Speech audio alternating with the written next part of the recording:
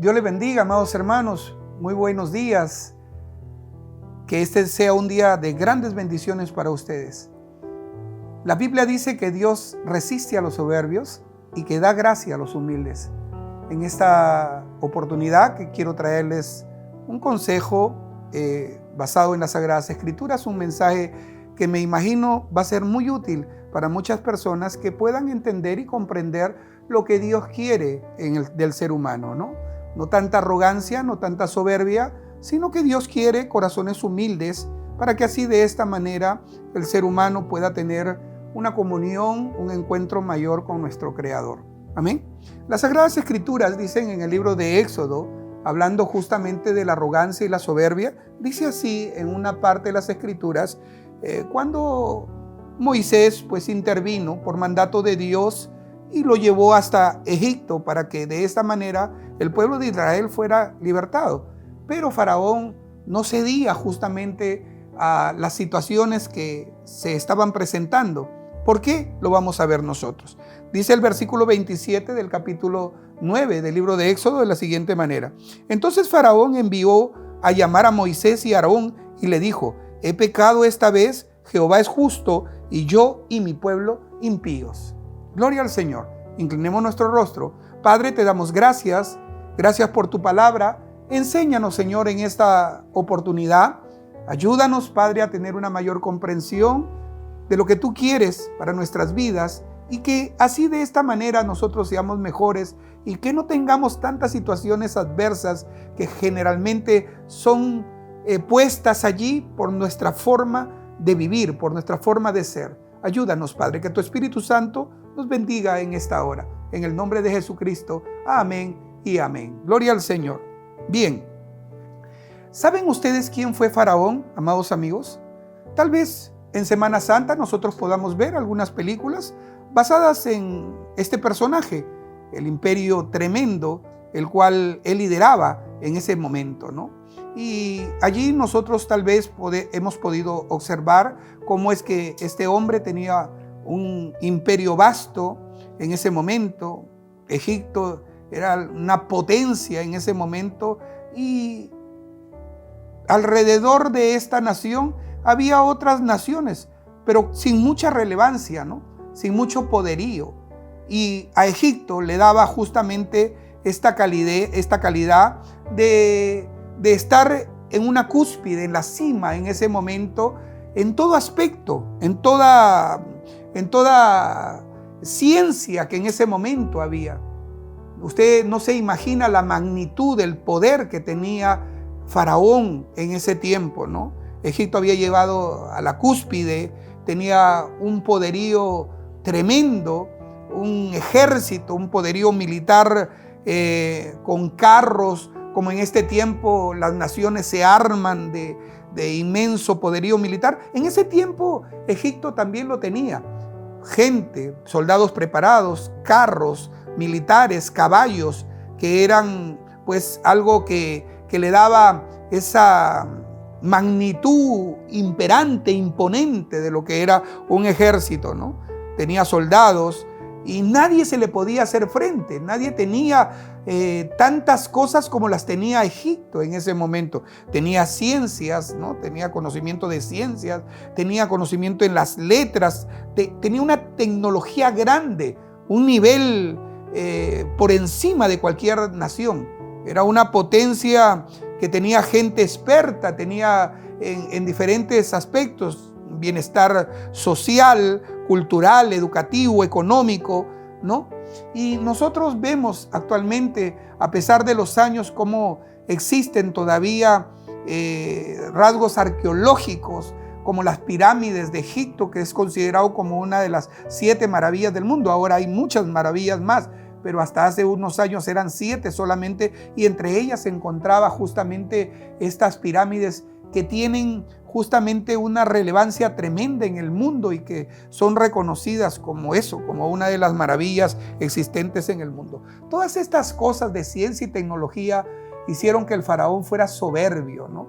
Que él se encontraba en otro nivel, en una situación que nadie le podía hacer frente, ¿no? Que no había nada que de repente pudiera venir contra esa nación y contra él, que le hiciera pensar de que ellos podían pasar por situaciones críticas y graves. Muy bien. ¿Ustedes creen que fue fácil para Moisés, al recibir la orden de parte de Dios allá en el monte Sinaí, que fuera y libertara simplemente a su pueblo? No, porque frente a todo el poderío y a las ciencias y a la tecnología que esta nación tenía, no bastaba unos simples reyes que se juntaran para poderle hacer frente. Como yo ya les he explicado, nadie podía hacer frente al faraón. Y de esta manera este hombre se creía lo máximo en esta tierra. Él decía: si viene un ejército, con mis ejércitos los destruyo, avasallo a quien sea. No hay nadie que pueda venir en contra de nosotros. No solamente él, no solamente la soberbia estaba basada en él, sino también en todo un país, en toda una nación. Por eso es que vemos nosotros que Dios envió 10 plagas. Nosotros podríamos pensar y decir: ¿acaso Dios con una sola plaga no podía haberlos destruido a ellos? Claro que sí, los pudo haber destruido. Dios tenía el poder, la capacidad con una sola, simplemente de destruirlos. Pero sin embargo, Dios empleó 10 plagas porque Él tenía que doblegar el corazón de Faraón. Y de esta manera Dios lo endurecía. Cuando él ya se daba cuenta de la realidad frente a una situación extrema, cuando venía una plaga y se encontraba temeroso, Dios le endurecía su corazón. ¿Y sabe por qué Dios le endurecía su corazón? Para que viniera otra y otra y otra plaga. ¿Con qué motivo? Justamente con el motivo de que no solamente el corazón de Faraón sea tirado por los suelos, sino de toda la nación del pueblo de Egipto. Porque todo ese pueblo también, al igual que Faraón, se habían convertido en arrogantes y en soberbios. Entonces Dios tenía que hacerle entender a Faraón que él no era nada, no era nadie en esta tierra. Mire usted cómo es que a pesar de todo eso, el Faraón, justamente por todas esas plagas que vinieron sobre la tierra, hizo de que toda la nación también se rindiera en un momento oportuno frente al miedo, porque cuando vino ya la última plaga, que era la muerte de los primogénitos, imagínese, usted se imagina ver la soberbia de todo esto, ¿no? De toda esta gente que frente a las situaciones nadie quería dar su brazo a torcer. Asimismo, en este tiempo que nosotros estamos atravesando por situaciones tremendas de este problema del coronavirus, muchos presidentes han mostrado su soberbia y su arrogancia. Hombres con poderío, hombres con cierto nivel de potencias en todas las ciencias, en las artes, en la tecnología, como dicen, países poderosos. Y vemos nosotros a presidentes como por ejemplo el caso de Manuel López Obrador de México, Alberto Fernández de Argentina, ¿no? Pedro Sánchez de España, Giuseppe Conte de Italia, Jair Bolsonaro de Brasil, Donald Trump de los Estados Unidos. Hombres que en su momento salieron al frente, tal vez para ridicularizar algunos a la prensa y no darle la importancia y la relevancia que este mal que azotó y está azotando todavía a este mundo y que ha dejado cientos y miles de personas muertas. Ha dejado hogares sin padres, a padres sin hijos, a mucha gente, hermanos, que han caído bajo este virus que ha destruido a muchas personas. Y mire usted, estos presidentes, creyéndose que como tienen potencias, son grandes potencias en medicina. Hay presidentes como por ejemplo el de Pedro Sánchez, que él decía, pues nosotros tenemos un sistema de salud prominente, ¿no? Con grandes científicos, con grandes médicos, la mejor ciencia. Es lo mismo que Faraón. Faraón decía lo mismo: nosotros tenemos todo lo necesario. ¿Qué plaga ni qué plaga? Eso en un momento, nosotros con una ampolla, nuestros científicos, nuestros biólogos, dan una solución y se acabó. Mire cuántos meses han pasado, cuánta gente ha sido enterrada, cuántos hospitales han colapsado. Un simple virus que ni siquiera se ve, que no lo podemos ver, cómo ha tendido de rodillas a mucha gente soberbia y que ha tenido que reconocer de que no han podido y no pueden hacer nada frente a esta situación. Faraón, de igual manera, hermano, él decía, nosotros podemos controlar todo esto, podemos manejarlo, tenemos nuestros mejores médicos, tenemos ciencia, qué plagas, ni qué plaga. Pero mire usted hasta dónde se llegó. ¿Usted se imagina una plaga de piojos? Que toda la gente se estuviera rascando la cabeza y no solamente 10 piojos, cientos de piojos en la cabeza de una sola persona. Mire usted una plaga de moscas que ya mencionarlas suena como asqueroso, como repugnante, y que todas las casas estuvieran infectadas de estas plagas de moscas, cientos, miles, millones de moscas, pulgas, úlceras en la piel. La gente ya no podía y la gente reclamaba. Y la gente reclamaba y se iba hasta el palacio donde estaba Faraón y le decía, basta ya, deja ir a este pueblo. Y cuando Faraón quería hacerlo, Dios le endurecía más su corazón. Porque cuando él ya llamaba para decir sí, ya él se arrepentía y decía no. Porque Dios quería demostrarle a esa nación que nadie puede jugar en contra de Dios. Nadie puede enfrentarse a Dios. Y en esa lucha, en esa desesperación, en esa batalla tal vez entre Dios y el hombre, contra Dios, nadie puede, hermano, enfrentarse al Señor.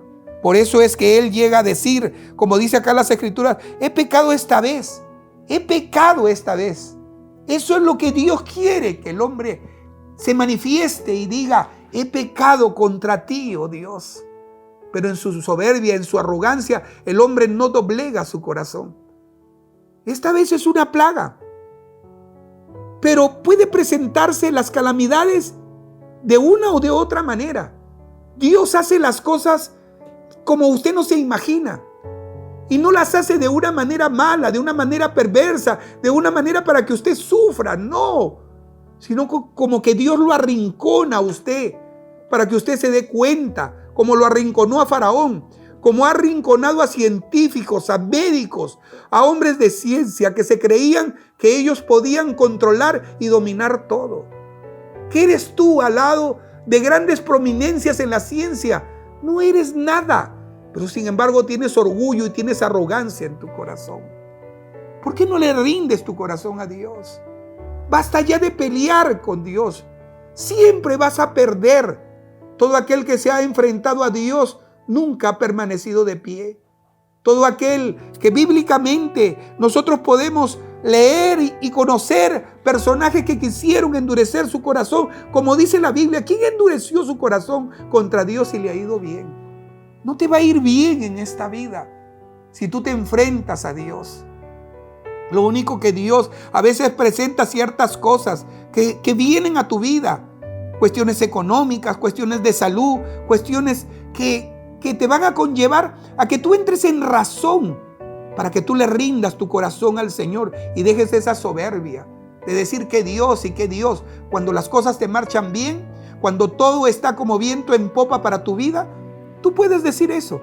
Pero frente a una calamidad que se te presenta, cuando ya no tienes alternativa, por eso es que Dios permite las crisis en las vidas de las personas. No esperes que eso venga a tu vida. Vive bajo la protección de Dios. Vive bajo la mano maravillosa de tu Creador.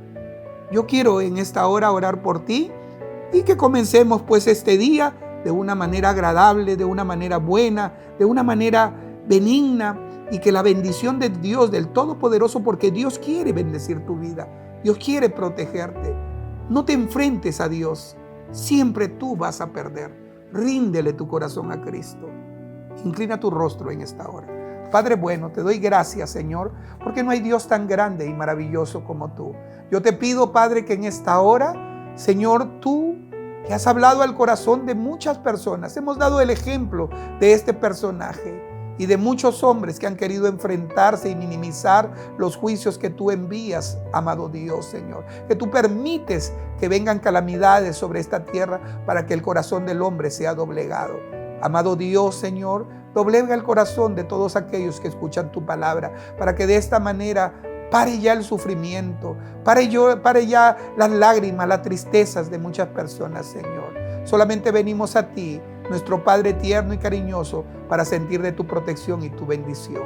Todo esto te lo pedimos en el nombre maravilloso de Jesucristo, nuestro Señor y Salvador. Amén y amén. Que Dios les bendiga grandemente, amados hermanos.